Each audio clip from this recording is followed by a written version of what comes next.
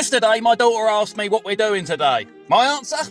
Well, the classic shrug, as I mumbled, I don't know. My daughter asked me what I would have done when I was her age, and I pulled out this childhood memory of Dreamland, Margate, a place of wonder, excitement, and pure joy. So I thought, brimming with nostalgic anticipation, we set off for our grand adventure. But little did I know, Dreamland had undergone a transformation. From the stuff of dreams to, well, let's just say, it was less than dreamy. As we entered Dreamland, well, more like Drabland, the colours had faded faster than my youthful optimism, replaced with a depressing palette of peeling paint and sun-bleached plastic. The entrance to this place used to be a portal to a magical universe, but now a portal to a parallel universe where fun goes to die. But what about the park itself? Well, we braced ourselves as we stepped into the park. Gone were the days of the simple £10 entrance fee, granting you access to a world of wonder and a convenient train ride. Nope, now it's all about tokens. A measly £3 per token. Or if you're feeling particularly adventurous, you can splurge on 20 tokens for the bargain price of 40 quid. Because who doesn't love complex maths while trying to have a good time? We walked around the park, the disappointment hanging heavy in the air, and I felt like a liar. I'd promised my daughter magic, but this place felt more like a deflated bouncy castle at a forgotten birthday party. But trying to salvage the day, I told her to pick the first ride she saw, and her eyes lit up as she spotted the waltzers. But as we approached, a staff member cheerfully announced they were closing for their lunch break. Of course they were! What theme park doesn't close for their lunch break? So we trudged on, determined to find some resemblance of fun. My daughter's eyes then landed on the bumper cars. Now these weren't your state-of-the-art, high-end bumper cars. No, these were the kind you expect to see a carnival worker towing down the motorway, held together with duct tape and a prayer. But I have to give them credit though.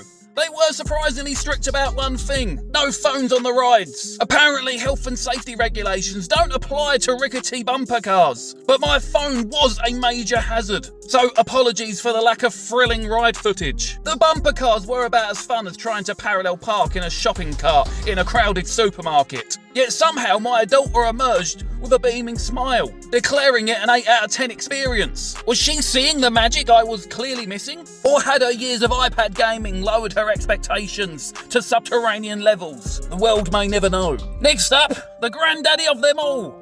The rock and roller coaster, the longest queue in Dreamland, a testament to either its supposed thrill factor or the fact that everything else was pretty much closed. We waited patiently, excitement building, or maybe it was just a sunburn setting in. But finally we boarded the rickety coaster and embraced ourselves. But trust me, the biggest thrill you'll get on this ride is the fear that the whole thing might spontaneously disassemble mid-ride. It was about as scary as a trip to the dentist for a checkup. But hey, my daughter gave it an 8, so maybe I'm just a miserable old. The thing is, none of the rides I remembered from my childhood were still here. Well, next to none anyway. And sure, those rides were probably dangerous, with more urban legends about injuries than actual safety inspections. But that's what made them fun, right? The thrill of the unknown. The slight chance of a limb being left behind. But now, we're stuck with the Kentucky Derby, a carousel of brightly coloured horses, moving at the pace of a sedated snail. It was about as impossible to win as convincing a cat to take a bath. A 5 out of 10 from my daughter. Now we continue our quest for amusement, dodging the screaming children and overpriced ice cream stands. We skip the pirate ship. I've seen bathtub toys with more swagger. Then, a glimmer of hope. The scenic railway. A relic from my childhood. The wooden coaster that made your stomach do somersaults and your heart leap out of your throat. It never felt safe.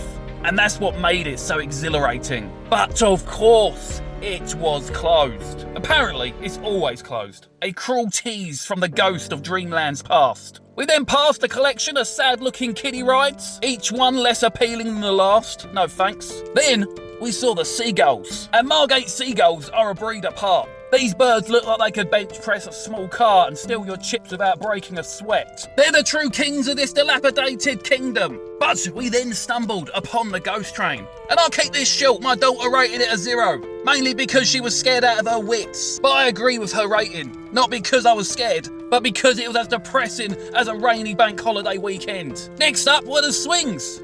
You know, the ones that spin around in circle while you swing back and forth. It's about as exciting as watching paint dry, but with the added bonus of potential nausea. My daughter generously rated it a 6, which is also what I think the maximum age limit should be for this ride. Next up, I wanted to revisit the Mirror Maze, the only attraction I recognised that was still open from my childhood. But to my dismay, they had taken all the fun out of it and rebranded it the Hall of Mirrors. It was about as thrilling as staring at your own reflection in the bathroom mirror after a long night out. So we skipped that and headed straight to the mini golf course. And it must have been the worst one I've ever played on. And let's be honest, mini golf isn't exactly known for its high standards. But this was a new low.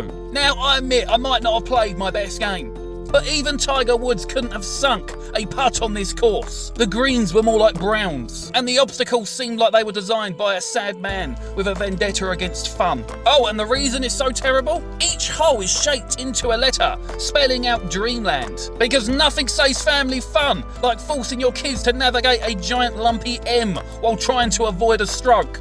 It's like they designed the course to spell out their own downfall. But nevertheless, it was a 7 from my daughter. And finally, it was time to revisit the waltzers. The ride operator apparently finished his leisurely lunch break, so we were finally able to give it a whirl. And look, this one was actually fun, but only because it spun so fast it felt like we were about to be flung into another dimension. It felt so unsafe I could practically hear my life insurance policy self-destructing. I wasn't sure if we were going to live to see another day. But that's what made it so thrilling. Even my daughter agreed, giving it a 10 out of 10. Me, personally, I wouldn't even rate this place on an out of 10 scale.